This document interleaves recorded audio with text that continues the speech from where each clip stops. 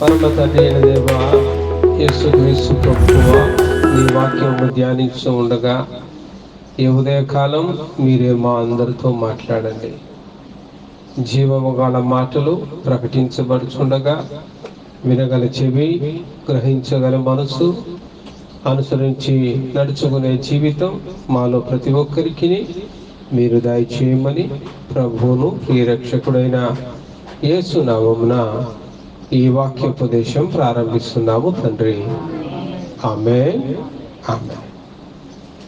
మనము చదివిన బైబిల్ పాఠముగా ద్వితీయోపదేశ కాండము 7వ అధ్యాయాన్ని మనం గమనిస్తే, నీవు స్వాధీనపరుచుకొనబోవు దేశములోనికి నీ దేవుడైన యెహోవా నిన్ను చేర్చి బహుజనములను అనగా సంఖ్యకును బలమునకును నిన్ను మించిన హిత్తీయుల, గిర్గాషీయుల, అమోరీయుల, కానానీయుల, పెరిజ్జీయుల, హివ్వీయులు, యెబూసీయులను 7 జనములను నీ ఎదుట నుంచి వెళ్ళగొట్టిన తరువాత నీ దేవుడైన యెహోవా వారిని నీకు అప్పగించినప్పుడు నీవు వారిని హతము చేయవలెను, వారిని నిర్మూలము చేయవలెను, వారితో నిబంధన చేసుకొనకూడదు,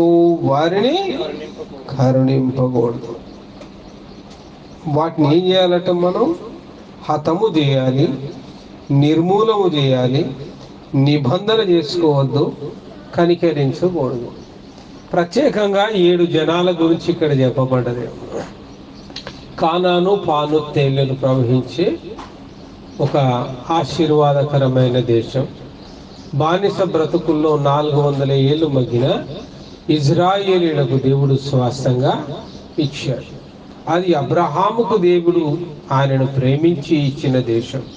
అబ్రహాము ఇస్సాకును కనెను, ఇస్సాకు యాకోబును కనెను, యాకోబు యొక్క 12 మంది సంతానమే ఇజ్రాయేలు జనములుగా పిలువబడిన.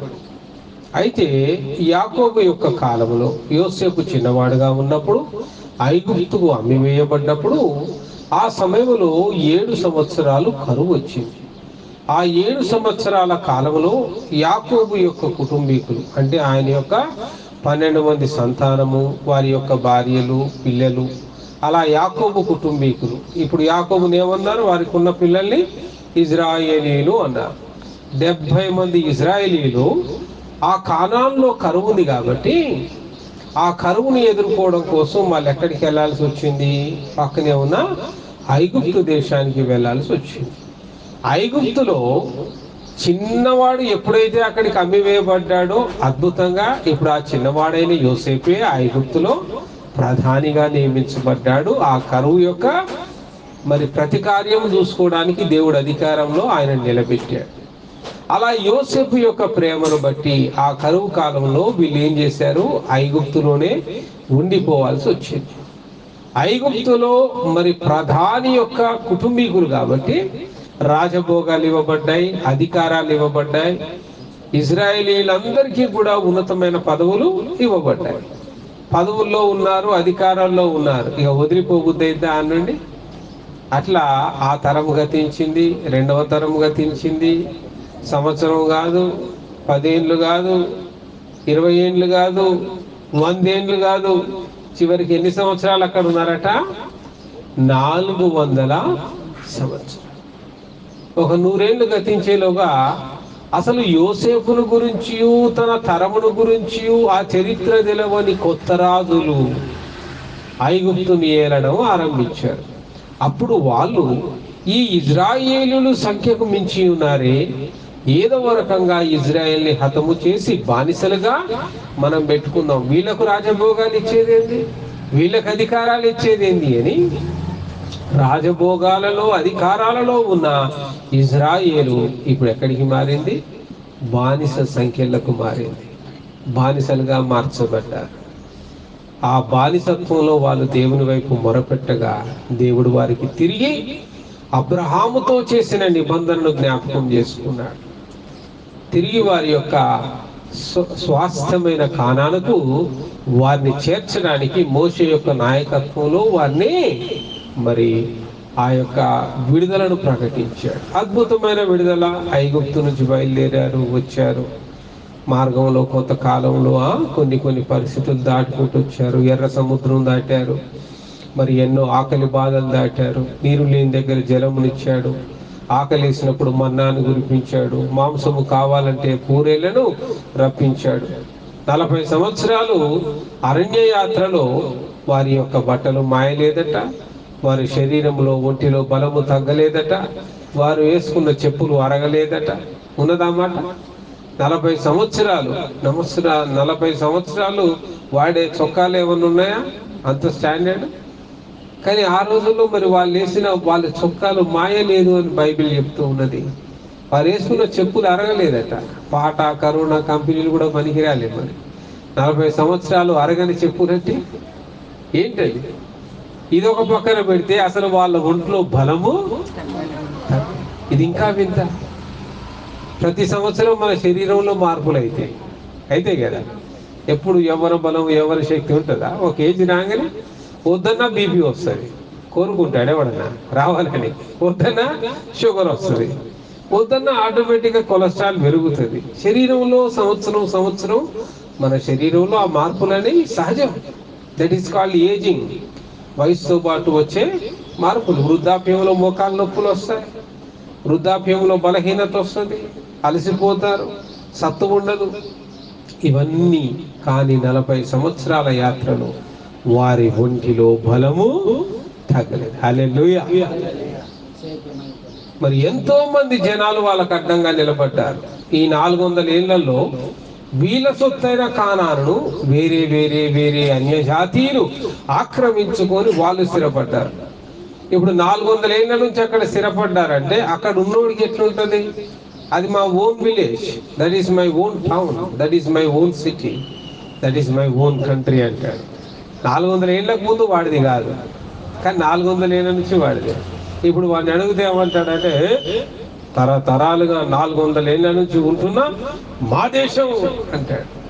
అరే 400 ఏళ్లకు ముందు అది అబ్రహాముకి ఇవ్వబడ్డ దేశం, మా సొత్తు అయినది అంటే మాట వింటాడు ఎవడన్నా?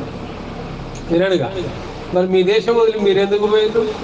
ఐగుప్తుకు పోయారుగా, అందుకే మేము ఆక్రమించుకున్నాం. ఖాళీ చేయండి చేస్తాడా? వారం రోజులు 10 రోజులు సంవత్సరం అంటే ఎవడు జోలికి రాడండి. సంవత్సరం కంటే ఎక్కువ దాటింది అంటే నీ పొలమైనా నీ స్థలమైనా నీ ఇల్లైనా ఏదైనా కూడా ఆ ప్రమాదంలో ఇరుక్కున్నట్టే, కబ్జాకు గురైతుంది. అవునా? అట్లనే ఇప్పుడు కానాను దేశం కబ్జాకు గురైంది. రకరకాల ప్రజలు, రకరకాల జాతులు, రకరకాల రాజ్యాలు, రకరకాల దేశాలు కానానును ఆక్రమించుకున్నారు. దేవుడు అట్టి వారందరితో పోరాడి ఇజ్రాయేలు జయించుచు కానాను స్వాస్థ్యంగా పొందుకోవడానికి దేవుడు వారికి అవకాశం ఇచ్చాడు. అందును బట్టి యేసేకు వందనాలు. హల్లెలూయా. మరి అలా ఎవరినైతే చెదరగొట్టాడో అట్టి 7 జనముల గురించి ఇక్కడ బైబిల్లో చెప్తూ ఉన్నాడు. ఎన్ని జనాల గురించి చెప్తూ ఉన్నాడు అక్కడ? 7 అని క్లియర్ గా రాయబడి ఉన్నది. ఉన్నదా కదా? 7 జనములను. ఉన్నదా? ఏ వచనంలో ఉన్నది చూడండి.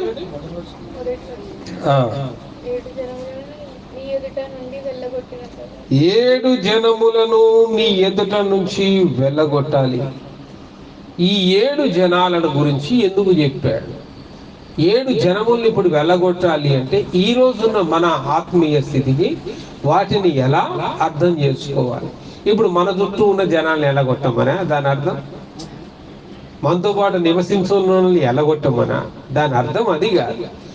ఈ 7 జనములు 7 పాపాలకు సంకేతాలు. ఆ 7 పాపాలు మనలో మనకే తెలవకుండా మనతో పాటు నివసిస్తూ ఉంటాయి. వాటిని వెళ్ళగొట్టమని దేవుని వాక్యం బోధిస్తూ ఉన్నది. మొదటి జనం ఎవరో ఇక్కడ చూడండి. హిత్తీయులు. హిత్తీయులు కోపమునకు సూచన. హిత్తీయులు ఇజ్రాయేలు హిత్తీయులు దాటి వెళుతూ ఉన్నప్పుడు హిత్తీయులు బహుకోపిస్తున్నారు. ఈ హిత్తీయులనే జనము అసలు చెప్పేది కూడా వినకుండా కత్తులు కటార్లు పట్టుకొని మీదికి వచ్చి కోపము చేత ఇజ్రాయేలుపై దాడి చేసిన వారు. ఇప్పుడు వారిని హతము చేయుడి. 4 విషయాలు ఉన్నాయి ఈ వచనాల్లో. ఏంటంటే నా 4 విషయాలు: వాటిని హతము చేయాలి, వాటిని నిర్మూలము చేయాలి, వాటితో నిబంధన చేసుకోకూడదు, వాటిని కరుణించకూడదు. ఉన్నాయండి? ఉన్నాయా లేవా? 3వ వచనంలో మొదటిది హతము చేయాలి, రెండవది నిర్మూలము చేయాలి, మూడవది నిబంధన చేసుకోకూడదు, నాలుగవది కరుణింపకూడదు. వేటిని కరుణింపకూడదు, వేటితో నిబంధన చేసుకోకూడదు, వేటిని నిర్మూలము చేయాలంటే మొట్టమొదటి ఆడ చెప్పేది మన కోపముతో. హిత్తీయులు ఎవరికి సూచన?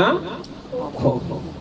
తెలుగులో చక్కటి సామెత ఉంది, తన కోపమే తన శత్రువు. కోపగించుకున్నోడికి కోపమే శత్రువు. అయితే రోడ్డు మీద పోతా ఆ బండి ఈ ఆటోలో తగిలింది, ఓ ఎక్కడ లేని కోపం, ఎగిరెగిరి గొడవ పెట్టుకుంటాం. ఎగిరేరి గొడవ పెట్టుకున్న వాళ్ళు కోపంతో అరిసినోడు బీపీ ఉందనుకో, బీపీతో ఆనే సొమ్మసిల్లి పడతాడు. దారిన పోవాల్సిన వాడు ఇప్పుడు 108 అంబులెన్స్లో పోవాల్సి వచ్చింది.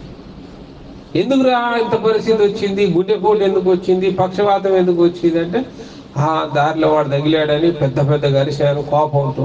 ఇప్పుడు తన కోపమే తనకేమైంది కదా. హాయిగా చర్చికి బయలుదేరినోడు చర్చికి రావచ్చుగా, దారిలో కూడా తగిలిండు, తగిలితే ఏమైంది, గుద్దితే ఏమే, బండి సొట్టపోయింది, ఓ 300 400 పెట్టి రిపేర్ చేసుకో, అయిపోయింది కదా.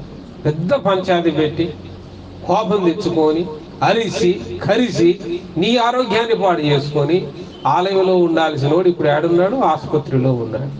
ఇప్పుడు తన కోపం ఏమైంది వాడికి? సొంత బంధువులతో, సొంత స్నేహితులతో, సొంత అన్నదమ్ముల మధ్యలో చిన్న వివాదాలు సహజం, అవి ఎప్పటికీ ఉంటాయి. మానవుడు జీవించినంత కాలం వివాదాలతోటే బతుకుతాడు. చిన్న వివాదాలకు ముఖాలు మార్చుకొని అరుసుకొని కలుసుకొని అలిగి ఏమైపోయింది, వారి మధ్యలో సమాధానాన్ని మనమే పోగొట్టుకున్నాం. తన కోపమే తన అయిందా, శత్రువు అయిందా లేదా?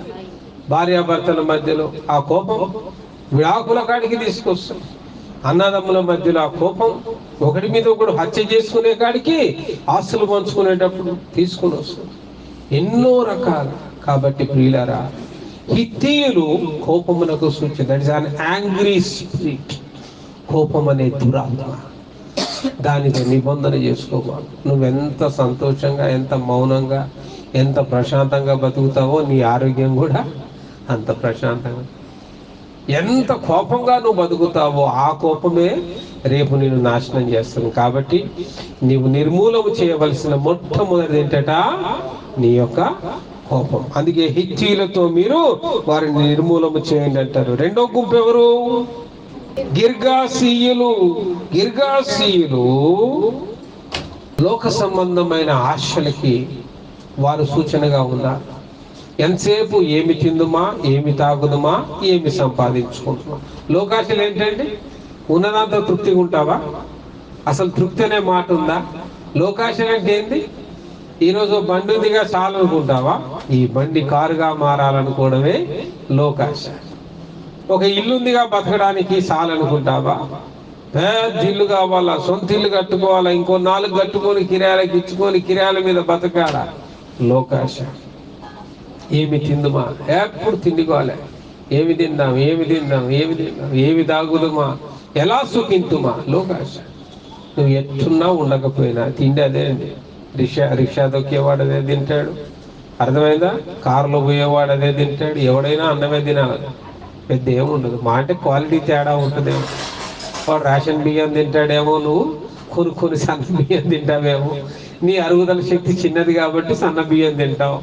వాడు అరిగే శక్తి గొప్పది కాబట్టి వాడు రేషన్ బియ్యం తింటాడు. డబ్బుతో ఏమొస్తుంది? మెటీరియల్ వస్తుంది. ఆకలి వస్తుందండి? డబ్బుతో ఆకలి కొనగలవా? చూద్దాం, కొనండి. డబ్బుతో కొనగలవా? నీ వల్ల కాదు. డబ్బుతో ఆహారం కొనుక్కోగలవు. జొమాటో ఆర్డర్ ఇస్తే ఎంత పెడితే ఆర్డర్ అంతా వస్తుంది ఆహారం. కానీ ఆకలి కొనగలవా? డబ్బుతో జీర్ణశక్తిని కొనగలవా? డబ్బుతో బలం కొనగలవా? ఏం చేయలే. అట్టి డబ్బు కోసము నిత్యము నిత్యము నిత్యము పరిగెత్తేవారే గిర్గాసీయులు. ఎంతసేపు లోకానుసారమైన ఆశలు. అబ్బా వాళ్ళకి అంతుంది, మనం వాళ్ళకు పోటీగా సంపాదించుకోవాలా, వీళ్ళకి ఇంతుంది, వీళ్ళకు పోటీగా మనం సంపాదించుకోవాలా. అబ్బా వాడు కొత్త కారు కొన్నాడు ఎదిరింటోడు అంటే ఇక మన కడుపు మంట స్టార్ట్ అవుతుంది. అమ్మా ఇన్ని రోజులు నాతో సమానంగా బండి మీద తిరిగినోడు ఈ రోజు కారు కొంటాడు, ఇప్పుడు నేనేం చేయాలా, వాడికి పోటీగా నేను కారు కొనాలా. ఆలోచన వచ్చిందో లేదు, 4 బ్యాంకులు ఉరికొచ్చి ఇంటి ముందు కూర్చుంటాయి, లోన్ ఇస్తా తీసుకో తీసుకో తీసుకో. ఈ రోజుల్లో ఫోన్లల్లా మనకొచ్చే కాల్స్ కంటే బ్యాంక్ కోడి ఫోన్ కాల్స్ ఎక్కువైపోయినాయి. అరే వద్దురా నాయన లోను అంటే, తీసుకోండి సార్, దేనికైనా పనికి వస్తుంది సార్, ప్లీజ్ సార్. బతిమిలాడి అప్పులు ఇస్తున్నారండి, మోసపోకుడి. బతిమిలాడి అప్పులు ఇస్తున్నారు కానీ అప్పుల పాలు కాబాకుడి. కాబట్టి గిర్గాసీయులు ఎవరికి సూచనగా ఉన్నారు? లోకాశలకు. కాబట్టి లోకాశలను ఏం చేయాలంటే నీవు నిర్మూలము చేయము, లోకాశలను హతము చేయండి అని దేవుని వాక్యం బోధిస్తూ ఉన్నది. 3వ గుంపు ఎవరండి? అమోరీయులు. అమోరీయులు high pride, the spirit of pride, పొగరుబోతులు. అమోరీయులు ఎంత పొగరుబోతులు అని అంటే, కోపం వేరే, పొగరు వేరే. పొగరు ఏం చేస్తుంది? మనిషిని ఎవరిని కూడా లెక్క చేయనియదు. నాకున్న దాంతో నేను సంతోషంగా ఉన్నాను అనిపించదు. ఎదుటి వాడిని నాకంటే తక్కువ వానిగా ఎంచడమే గర్వం. గర్వం ఏంటో తెలుసా? మన చుట్టూ ఉన్న వాళ్ళని మనతో సమానంగా ఎంచదు. వాళ్ళని ఎట్లా ఎంచుతుంది? నేను వాళ్ళందరికంటే గొప్ప, పెద్ద చదువు చదువుకున్నాండి, నేను పెద్దోని, గర్వం. బాగా డబ్బున్నోండి, గర్వం. పెద్ద కులస్తుంది, గర్వం. మంచి బట్టలు వేసుకున్నాను, గర్వం. పెద్ద బంగ్లాలో తిరుగుతున్నాను, గర్వం. పెద్ద కారున్నోని, గర్వం. మా కులం పెద్దది, మా మతం పెద్దది, మా చర్చి పెద్దది, మా సంఘం పెద్దది, గర్వం. ఈ గర్వం ఎవరికి సూచనగా ఉన్నది? 3వ గుంపుకు సూచనగా ఉన్నది. ఎవరా గుంపు? అమోరీయులు, గర్విష్ఠులు. ఒకరి నాశనమునకు ముందు ఏం నడుస్తుందట? గర్వము నడుచును. బైబిల్ అంటుంది, ఒకడి నాశనమునకు ముందు గర్వము నడుచు. దేవుడు నీకు పెద్ద బండి, ₹1,00,000 బండి కొనుక్కునే ఆశీర్వాదాన్ని ఇస్తే రావాల్సింది గర్వం కాదు, కృతజ్ఞత. Thank you Jesus for your blessing. పాత డొక్కు బండితో ఆగి పంచర్లు అయ్యి పరేషాన్ అయి తిరుగుతున్నా నాకు ఈరోజు నన్ను దీవించి ఒక మంచి కొత్త బండి ఇచ్చావు, పెద్ద బండి ఇచ్చావు, నీకు స్తోత్రం. రావాల్సింది వందనాలు, రావాల్సింది కృతజ్ఞత, గర్వం కాదు. ఆ బండి వేసుకొని 10 మందికి కనపడేటట్టు పోటుగాళ్ళలాగా, ఇక చూడు నాది, నా బండి చూడు, నా గొప్పతనం చూడు, ఇది కాదు. గర్విష్ఠుడై ఉండవాకు. దేవుడు పెంట కుప్ప మీద నుండి దీనుల్ని పైకి లేవనెత్తాడు. గర్విష్ఠుల కొమ్మును విరిచివేయువాడు. ఆమేన్. బబులోను గర్వించింది, ప్రపంచాన్ని ఏలింది. బబులోన్ అనే దేశం ప్రపంచాన్ని ఏలింది, ప్రపంచంను గడగడలాడించింది, ప్రపంచాన్ని గుప్పెట్లో పెట్టుకుంది ఒకప్పుడు. ఈరోజు అమెరికా ఎలా ప్రపంచానికి పెద్ద దేశము, అమెరికా ఇన్వాల్వ్ అయిందంటే మిగతా దేశాలు ఏ రీతిగా మరి చల్లబడతాయో అంత బలమైంది.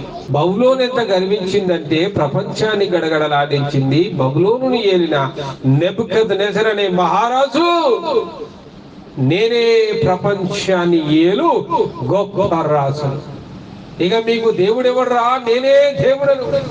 ఇక రాజ్యంలో వేరే మతాలు ఉండొద్దు, వేరే దేవుళ్ళు ఉండొద్దు, ఇష్ట దైవాలు ఉండొద్దు, అన్నీ తీసిపడేసి నా విగ్రహాన్ని ప్రతిష్ఠించండి అని బబులోన్ దేశంలో ఇప్పుడు రాజుని ఏం చేశారు? దేవుని చేశారు, ఆయన విగ్రహాన్ని ప్రతిష్ఠించారు.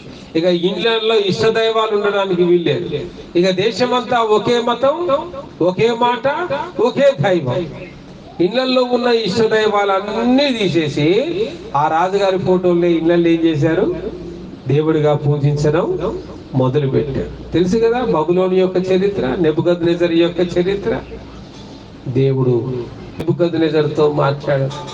నీవు గర్వించినందున, దేవుడు నెబుకద్నెజరుకు తోడుగా ఉన్నందున సమస్త రాజ్యములను ఆయన అతనికి అప్పగించాను. హల్లెలూయా. అట్టి నెబుకద్నెజరు ప్రపంచాన్ని జయించిన తర్వాత బబులోను రాజైన నెబుకద్నెజరు గర్వించి, దేవుడెవడు, ఇక నేనే దేవుడిని గర్వించినందున నీవు గడ్డి మేతు అని శపించాడు. ఆ రాజు ఏం చేశారట? పశువు వలె, రాజభోగాల్లో ఉండాల్సిన రాజు ఇప్పుడు ఎక్కడున్నాడు? మైదానంలో ఉన్నాడు. పశువు గడ్డి మేసినట్టు మేస్తున్నాడు. పొద్దుగాలే పాలు పోసేవాడు పాలు పోయడానికి, పేపర్ వేసేవాడు పేపర్ వేయడానికి బయలుదేరి, అరే ఇదేంద్రా మైదానంలో ఎవడో మనిషి గడ్డి మేస్తున్నాడు పశువుల్లాగా, ఎవడ్రా వీడు అని చూస్తే ఎవరాడు? నెబుకద్నెజరనే మహారాజు. ప్రపంచమంతా చాటింపు వెళ్ళిపోయింది. రాజు గడ్డి మేస్తున్నాడు, రాజు గడ్డి మేస్తున్నాడు. రాజు మతి చెలించింది, రాజు పిచ్చివాడైపోయాడు. జాగ్రత్త. గర్వము ఒక మనిషి యొక్క నాశనం. ఇప్పుడు బబులోను అనేది చరిత్ర పటంలో లేకుండా తుడిచివేయబడ్డ దేశం.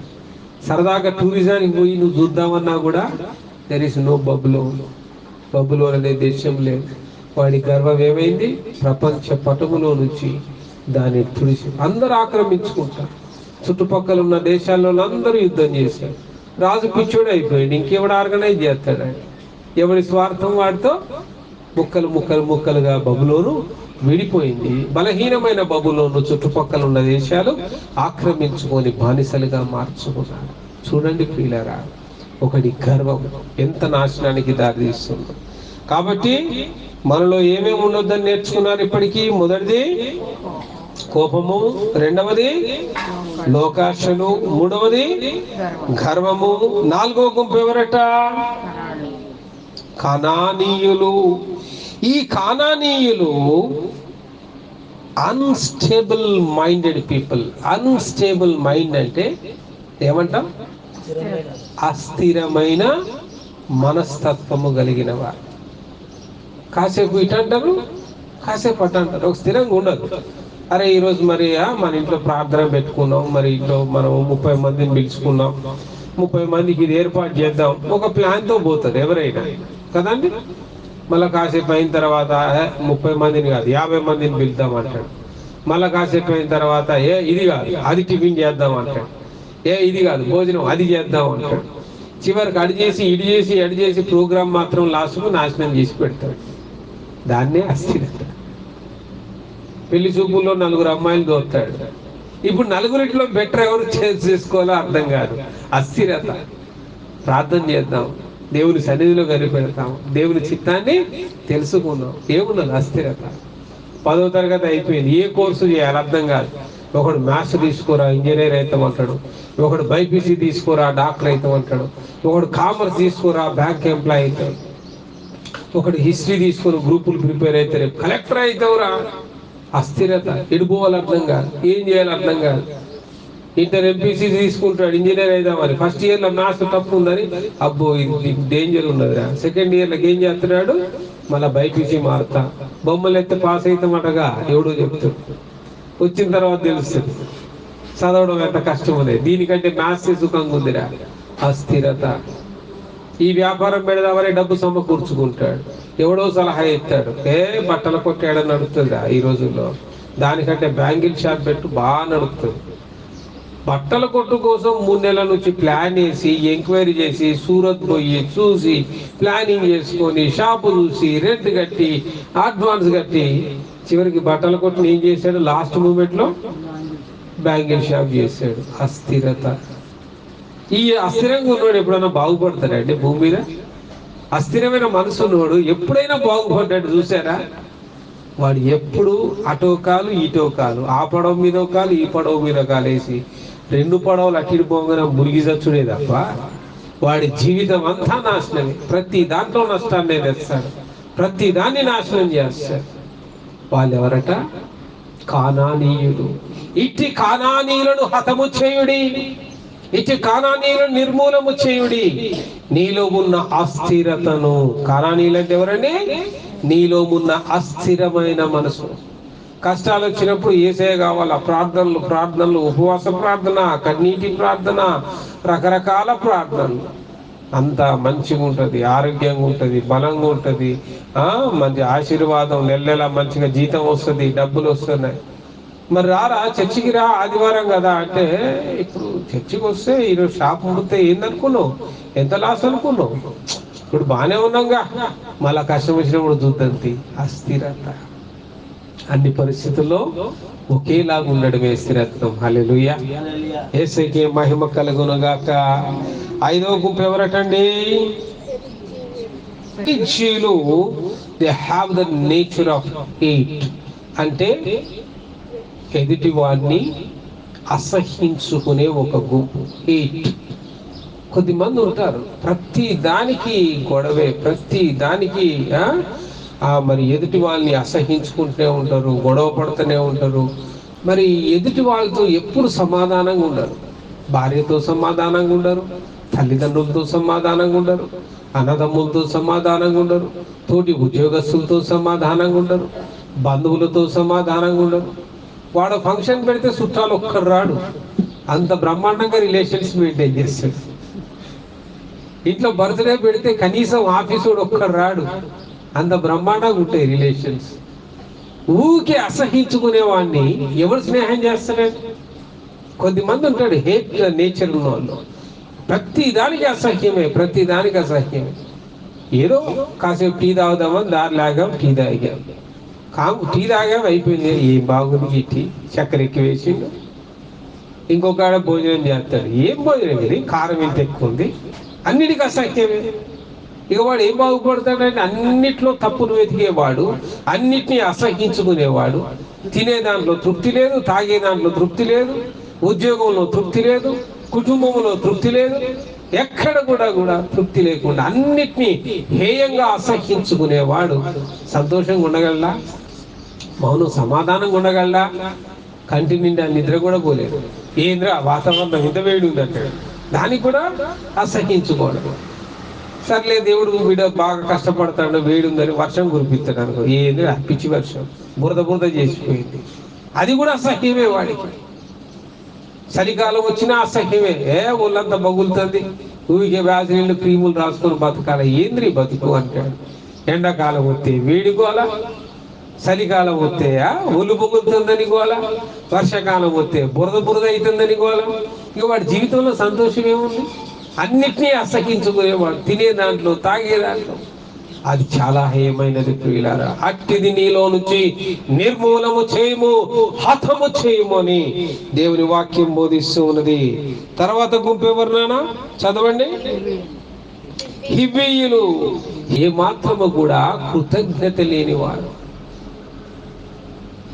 చాలా మంది ఉంటారు, కష్టకాలంలో సహాయం తీసుకుంటారు, కానీ సరిగ్గా వీడు సహాయం చేసేటప్పటికి వీనే మోసం చేసి పడేస్తాడు. కష్టం ఉంది కదా, నువ్వు 2000 3000 అప్పు తీసుకుంటాడు. ఇప్పుడు తీర్చడం కంటే అబద్ధం ఆడడం ఈజీ కదా అని టక్కున మోసం చేసేస్తాడు. నాకెప్పుడు ఇచ్చో? This is called the deceitful nature. ఇట్లాంటి స్వభావము ఎట్టి పరిస్థితుల్లో కూడా దేవుని బిడ్డలమైన మనకుండదు.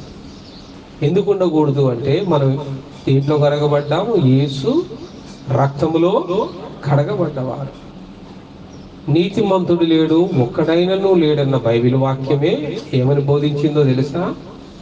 యేసు రక్తములో కడగబడిన మీరు ఇక నుండి నీతిమంతులు. హల్లెలూయా.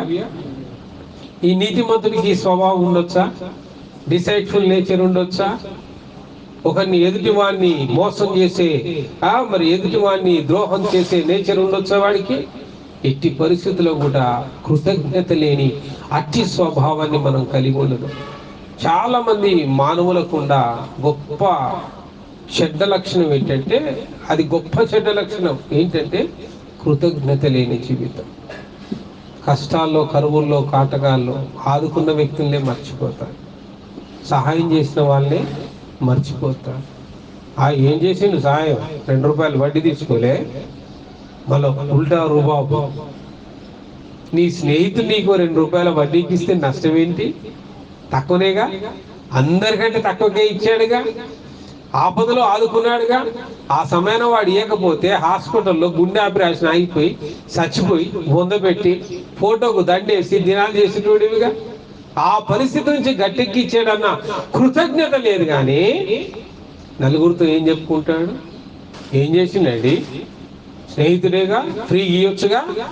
వాడు కూడా నా దగ్గర వడ్డీ తీసుకున్నాడు తెలుసా అని వాడి గురించి కృతజ్ఞత లేని మాటలు మాట్లాడుకుంటా ఉంటారు. మనుషులు బహు చెడ్డ తలంపులు కలిగిన వారు, చెడు స్వభావం కలిగిన వారు. అట్టి చెడును నీలో నుంచి పారద్రోలమనే ఈరోజు బైబిల్ బోధిస్తుంది. కానానును నీకు స్వాస్థ్యముగా ఇచ్చిన తరువాత ఇట్టి వారిని నీలో నుంచి నాశనము చేయము, ఇట్టి వారిని నీలో నుంచి నిర్మూలము చేయము, ఇట్టి స్వభావము నీలో నుంచి నిర్మూలము చేయము. చివరిగా మరొక స్వభావాన్ని చూపించి ముగిస్తాను. ఎవరినైనా?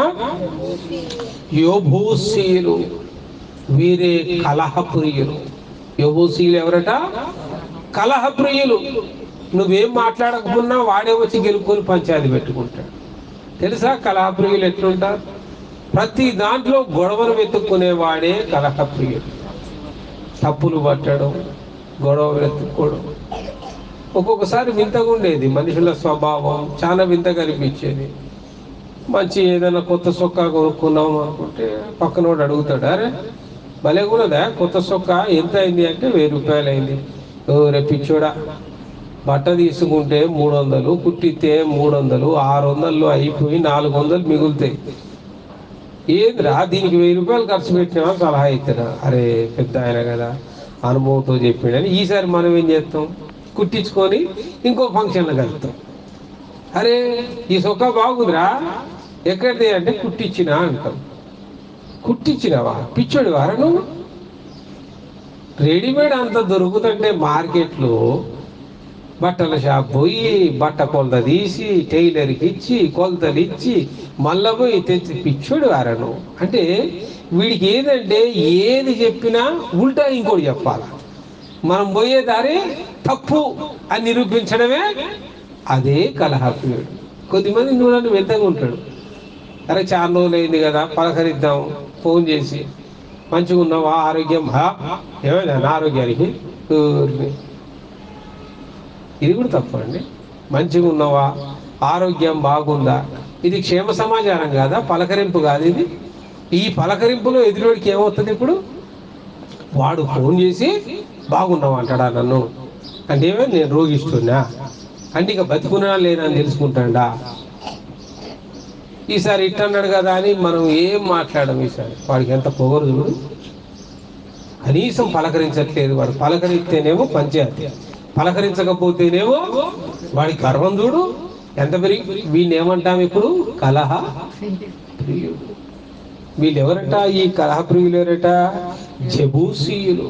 ఇట్లాంటి స్వభావం కలిగి కొద్ది మందిలో ఉంటాయి. ఇవన్నీ ఉట్టిగా రాయబడలే. బైబిల్ చరిత్ర అంతా కూడా గొప్ప అనుభవాలతో, గొప్ప ఆధారాలతో, చారిత్రక సత్యాలతో, కొన్ని జాతులలో, కొన్ని కులాలలో, కొన్ని మతాలలో, కొన్ని రకాల ప్రజలలో అంటుగట్టుకొని పోయి ఉండే కొన్ని స్వభావాలు. కాబట్టి అట్టి స్వభావాలను ఈరోజు నువ్వు దూరం చేసుకోమని దేవుని వాక్యం నీకు బోధిస్తూ ఉన్నది కదా. ఎంత చక్కగా ఉంటుందో చూడండి. ఆ 2వ వచనం చాలా స్పష్టంగా చెప్తుంది. నీ దేవుడైన యెహోవా వారిని నీకు అప్పగించినప్పుడు నీవు వారిని హతము చేయవలెను. చెప్పండి, ఏం చేయాలట? హతము చేయవలెను. అది పెట్టి నిర్మూలము చేయవలెను. వాటితో నిబంధన చేసుకొనకూడదు. అరే ఎప్పటి నుంచో ఉన్న స్వభావాలుగా ఇక ఆ కనికరం రావద్దు నీకు. ఎప్పటి నుండో స్వభావం, పాత స్వభావము గతించాను. క్రీస్తునందున్నవాడు నూతన సృష్టి. క్రీస్తునందున్నవాడు ఎవరండి? నూతన. బాప్తిస్మం తీసుకున్నప్పుడే, నీళ్ళల్లో మునిగినప్పుడే నీ పాత జీవితం, వృత జీవితం, పాత స్వభావం నీళ్ళల్లో జల సమాధి అయిపోయింది. ఆ నీటి నుంచి తిరిగి లేచిన వాడివి. ఇప్పుడు ఎలా వచ్చావు బయటికి? నూతన సృష్టిగా, నూతన స్వభావ సారూప్యం. ఇప్పుడు ఆ స్వభావ సారూప్యం ఎవరిది? క్రీస్తు యొక్క పోలికగా నువ్వు ఈ లోకంలోకి వచ్చావు. అట్టి కృప, తండ్రి అయిన దేవుడు, ప్రభు అయిన యేసయ్య మనందరికీ అనుగ్రహించలాగున ప్రార్థన చేద్దాం. రండి, మోకరించండి.